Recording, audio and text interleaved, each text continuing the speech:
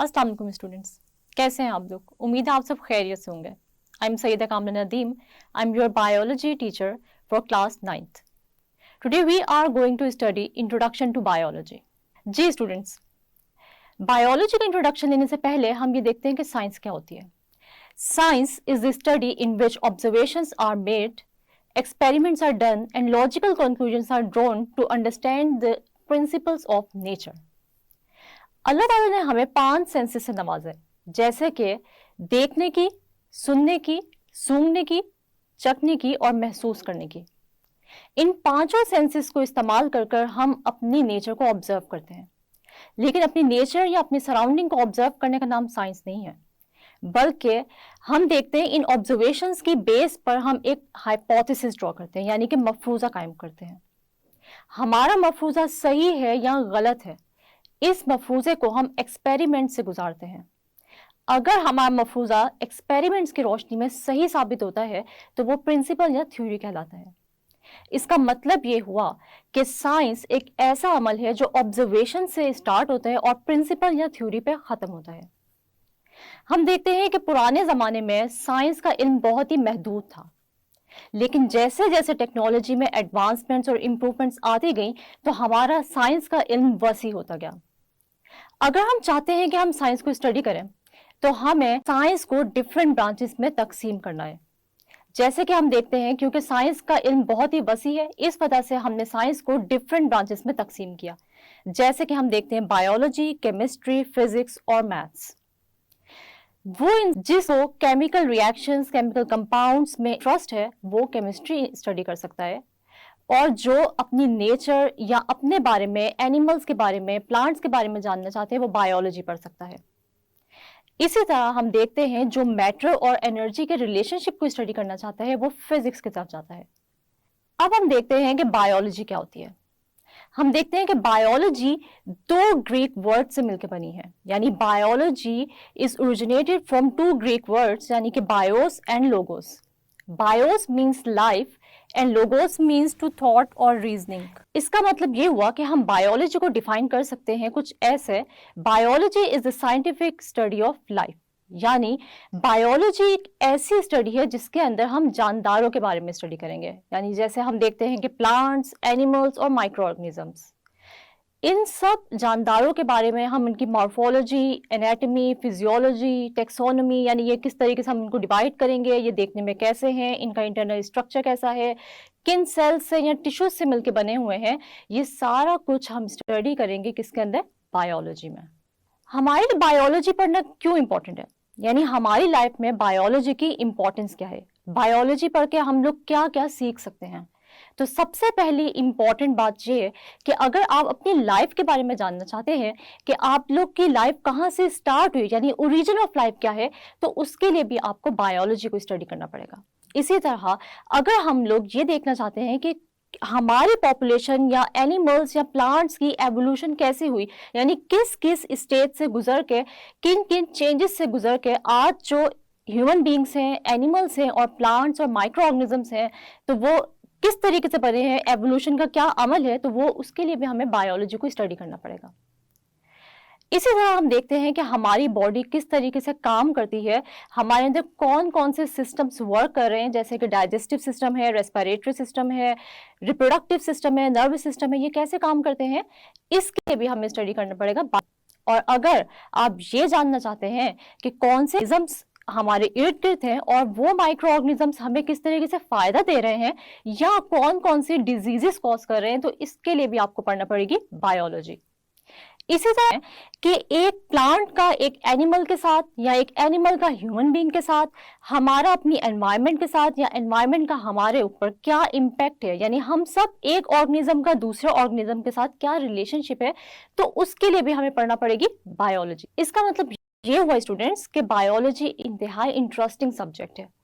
आप लोग अब अगर अपनी लाइफ के बारे में, नेचर के बारे में, सराउंडिंग के बारे में, प्लांट्स के बारे में, एनिमल्स के बारे में और सबसे बढ़ के ये कि अपने बारे में जानना चाहते हैं, तो फिर आपको पढ़नी पड़ेगी बायोलॉजी। अब हम देख लेते हैं, क्योंकि बायोलॉजी में भी जैसे मैंने आपको बताया कि बहुत ही ज्यादा नॉलेज है, तो इसके लिए हम लोग बायोलॉजी को थोड़ा आसान कर देते हैं और बायोलॉजी को हम डिवाइड करते हैं 3 मेजर डिविजन्स में।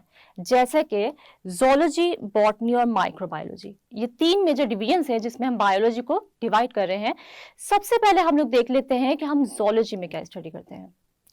ज़ूलॉजी हम देखते हैं, आप लोग कभी ज़ू तो गए होंगे, ठीक है? ज़ू में हम लोग देखते हैं बहुत सारे एनिमल्स, वैरायटी ऑफ एनिमल्स को हम देखते हैं, ठीक है? डिफरेंट टाइप्स ऑफ की मॉर्फोलॉजी, यानी हम वो देखने में कैसे हैं, ठीक है? उनका कलर क्या है, उसकी बॉडी, उनकी बॉडी पे क्या डिज़ाइन है, ठीक है? ये सब कुछ हम उनकी मॉर्फोलॉजी देखते हैं।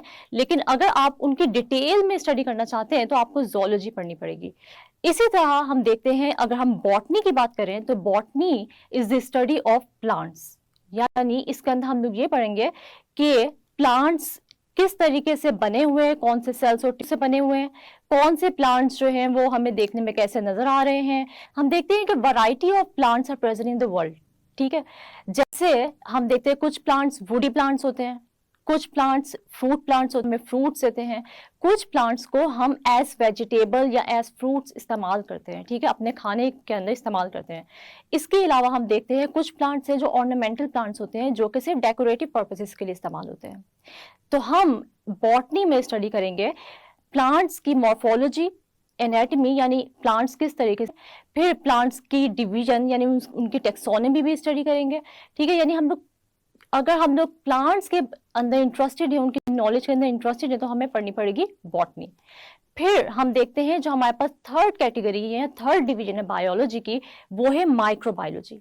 ये बहुत ही इंटरेस्टिंग फील्ड है क्योंकि हम देख डिजीज आ गई हैं, जैसे हम देखते हैं कोरोना है, इसी तरह हम देखते हैं पुराने जमाने में मलेरिया था, इसी तरह हम देखते हैं कि जॉन्डिस है, टाइफॉइड है, डिफरेंट डिजीजेस है। इन सब डिजीज के कोई ना कोई पॉजिटिव एजेंट्स होते हैं, यानी इनको कोई ना कोई ऑर्गेनिज्म कॉज कर रहा होता है।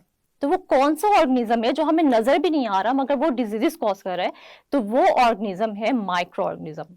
माइक्रो ऑर्गेनिज्म ऐसे ऑर्गेनिजम्स होते हैं जिनको हम अपनी नेकेड आई यानी अपनी आम आंख से नहीं देख सकते, हमें सिर्फ और सिर्फ माइक्रोस्कोप ही चाहिए होता है, यानी माइक्रोस्कोप के नीचे हमें ये आसानी से नजर आ जाते हैं। जैसे कि हम देखते हैं, अगर हम इनकी एग्जांपल देखें तो बैक्टीरिया, वायरसेस, फंजाई और एल्गी, ये सब के सब माइक्रो ऑर्गेनिजम्स हैं। माइक्रो ऑर्गेनिजम्स को हम माइक्रोब्स भी कहते हैं, यानी माइक्रो ऑर्गेनिजम्स ऐसे ऑर्गेनिज्म जो किसी हमें माइक्रोस्कोप से नजर आएंगे। ये माइक्रो ऑर्गेनिजम्स हमारे लिए फायदेमंद भी हो सकते हैं और हमारे लिए नुकसानदेह भी हो सकते हैं।